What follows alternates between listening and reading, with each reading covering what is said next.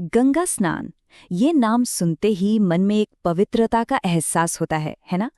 लेकिन ये सिर्फ एक नदी में डुबकी लगाना नहीं है। इसके पीछे एक बहुत ही दिलचस्प और गहरी पौराणिक कथा छिपी हुई है। ये कहानी है त्याग, भक्ति और मोक्ष की। तो चलिए इस दिव्य यात्रा पर साथ चलते हैं। तो सबसे पहला सवाल यही उठता है कि आखिर गंगा नदी में नहाना इतना जरूरी क्यों माना जाता है? ऐसा क्या है इस नदी के पानी में कि लाखों लोग हर साल इसमें आस्था की डुबकी लगाते हैं? इस सवाल का जवाब एक बहुत ही पुरानी और रोमांचक कहानी में छिपा है। हमारी कहानी की शुरुआत होती है एक प्राचीन श्राप से, और इस कहानी के केंद्र में है एक बहुत ही प्रतापी राजा, राजा सगर, और उनके 60,000 बेटे। उनका राज बहुत बड़ा और खुशहाल था, लेकिन एक यज्ञ के दौरान हुई एक घटना ने सब कुछ बदल कर रख दिया। तो हुआ यूं कि राजा सगर ने एक अश्वमेध यज्ञ का आयोजन किया। अब स्वर्ग के राजा इंद्र को ये बात कुछ जमी नहीं, तो उन्होंने यज्ञ का घोड़ा ही चुरा लिया। राजा सगर के 60,000 बेटों ने घोड़े को हर जगह ढूंढा और आखिर में वो उन्हें कपिल मुनि के आश्रम में मिला। उन्होंने बिना सोचे समझे मुनि को ही चोर मान लिया। बस इस झूठे आरोप से कपिल मुनि इतने क्रोधित हुए कि उन्होंने अपनी आंखों के तेज से उन सभी को जला के राख कर दिया।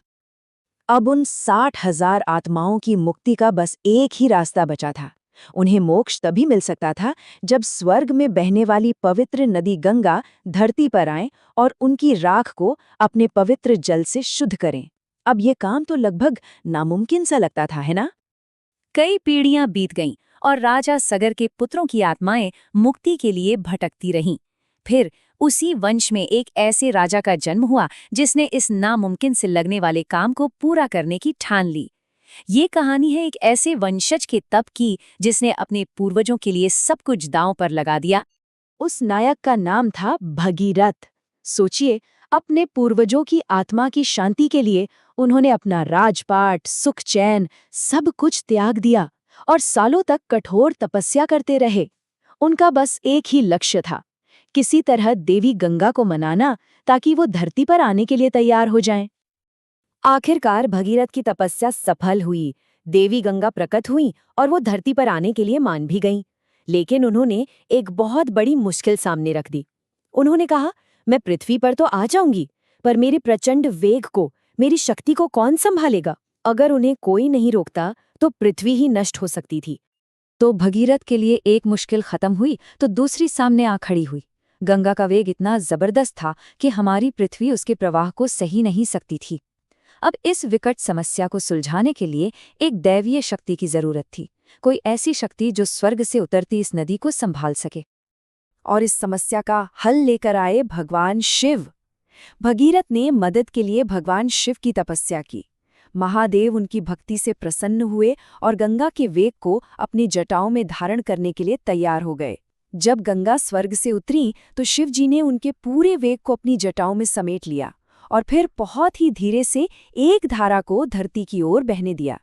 यही पवित्र धारा राजा सगर के पुत्रों की राख से होकर गुजरी और उन सभी को मोक्ष मिल गया। तो ये थी गंगा के धरती पर अवतरण की अद्भुत कहानी।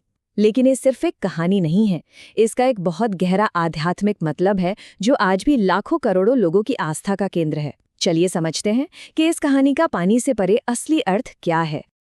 इसी कहानी की वजह से गंगा जल को अमृत के बराबर माना जाता है। ये मान्यता है कि गंगा में एक डुबकी लगाने से इंसान के सारे पाप धुल जाते हैं और उसकी आत्मा को शुद्धि और मोक्ष मिलता है। और इसीलिए मकर संक्रांति, कार्तिक पूर्णिमा और गंगा दशहरा जैसे खास मौक़ों पर लाखों श्रद्धालु गंगा में स्नान करते हैं। गंगा स्नान की परंपरा हमें असल में 2 तरह की शुद्धि या सफाई के बारे में बताती है।